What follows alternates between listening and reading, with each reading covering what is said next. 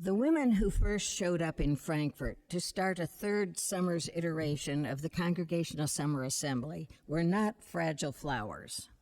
Some had been part of the first summer meeting in Lakeside, Ohio. That was fine. It had buildings, a dining hall, rooms with beds, and a number of amenities. The second summer meeting in Pottawatomie Point involved memorable humidity and enormous mosquitoes. So in 1904, they arrived in Frankfort, where the community welcomed them, and the details for acquiring the land between Crystal Lake and Lake Michigan were being determined. By 1906, most were living in tents on the assembly grounds. There were some cots, but for many tents, those hammocks were used for sleeping as well as for sitting. Food had to be prepared, clothes had to be washed, people needed to be kept clean, and you know who was doing that. Buckets of water were brought from Crystal or Lake Michigan, and by 1909 the first well had been dug at Standish Road and Browns Lane. In addition, though we often think of the springs all through the assembly grounds as being a bit of a nuisance because they make some lots unbuildable, that was fresh water, and it was available.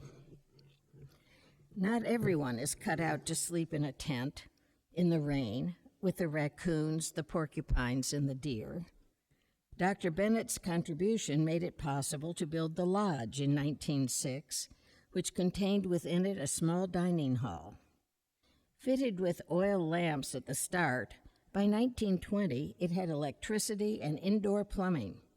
And quite luxuriously, there was a bathtub on each floor with running hot water. In this period, the women undoubtedly had a lot to say. Although they would not have the vote until the 19th Amendment was ratified in 1920, they had ideas about what was needed, so those participating in the assembly could take full advantage of it.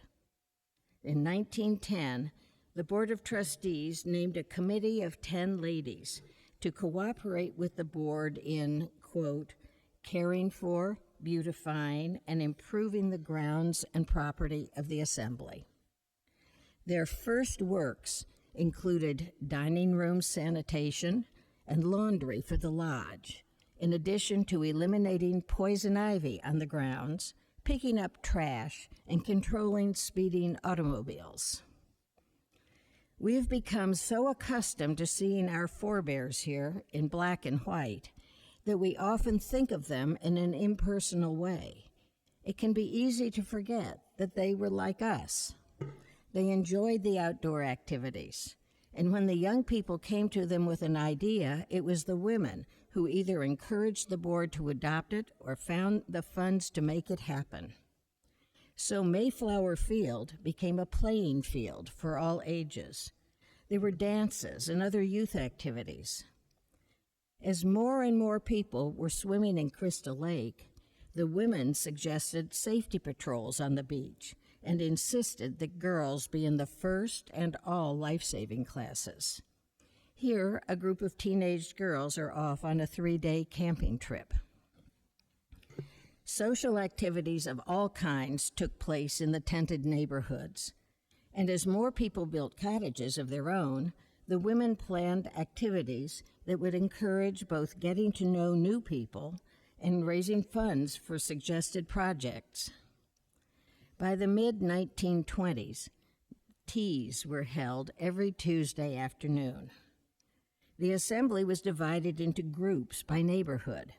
The Standish Road Group, the Ridge Group, which encompassed Fortune Avenue and Lion Lane, the Lodge Group, and so on. Each week, a different group was responsible for hostessing the tea, which had the additional benefit of strengthening the friendship among women in the neighborhoods. The dining hall was built in 1912, and the auditorium in the same year, both courtesy of the generosity of Dr. Bennett. Both lent themselves to new efforts by the women, who were very clear that a dining hall needed more than tables and chairs. It needed dishes, serving bowls, silverware, a kitchen with stove and icebox, pots and pans, kettles, sinks. All of these were purchased by the Women's Association in significant numbers over time. An auditorium in which church services were held needed a piano and hymnals at the very least.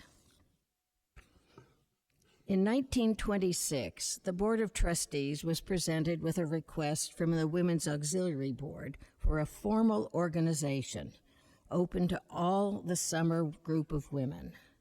The language introducing the trustees' recommendation reads, quote, "For many years, a group of women of the Assembly has assisted the trustees in matters which quite naturally fell under women's supervision. In recent years, the scope of the work has broadened, as a review of the contribution of women in effort and money toward the community house can testify." Broadened indeed. The women proposed rafts for the swimming area, raised the money, and had one built. And that is the way all the rafts to this day come into being. They protested the rundown condition of the tennis courts. They purchased a piano for the community building and a new grand piano for the auditorium. Having already cleared away the poison ivy through the assembly, they cleared the hilltop, now known as the knoll, and placed benches there. In 1919, the women pledged $2,000 to renovate and enlarge the community building, 40% of the cost. World War II slowed things down, but the huge influx of families arriving at its end in 1945 created new challenges. For 30 years, the Women's Association underwrote the cost of such community events as operettas, plays, and stunt night. There was a long-standing committee trying to have a shuffleboard court built, and in 1948 it became a reality. The women purchased runners for the halls at the lodge to soften the sound of feet.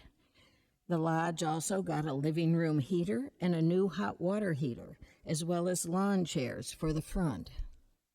Women adopted rooms in the lodge to decorate with curtains, bedspreads, lamps, and rugs to make them more comfortable.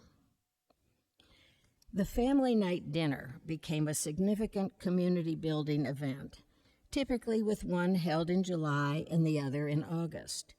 Women whose cottage oven was large enough would take a ham home and bake it for the dinner. The women had been charged with cleaning up the grounds from the beginning, and as the cleanup activities moved to the beach, the work didn't change. The first sale of CSA curios, now known as merch, was stationery and calendars in 1941. After that came hobby shows, summer bazaars, white elephant sales, and grab bags. They grew and grew until they became the enormous arts and crafts fair held annually. Happily, the board of the Women's Association continues to be varied in age and experience, so we can look forward with hope, always accepting that there are some jobs that seem to stay in our jurisdiction. The first named responsibility was sanitation, and we seem to have come full circle. What will the next 100 years look like? In 1966, the president of the Women's Association, Virginia Burroughs, identified in the minutes only as Mrs. Park Burroughs, concluded her report to the annual meeting, saying, "Around the country, there are employment agencies known as Manpower, Girl Power, and Work Power. Here at the CSA, we have Woman Power, better known as the Women's Association."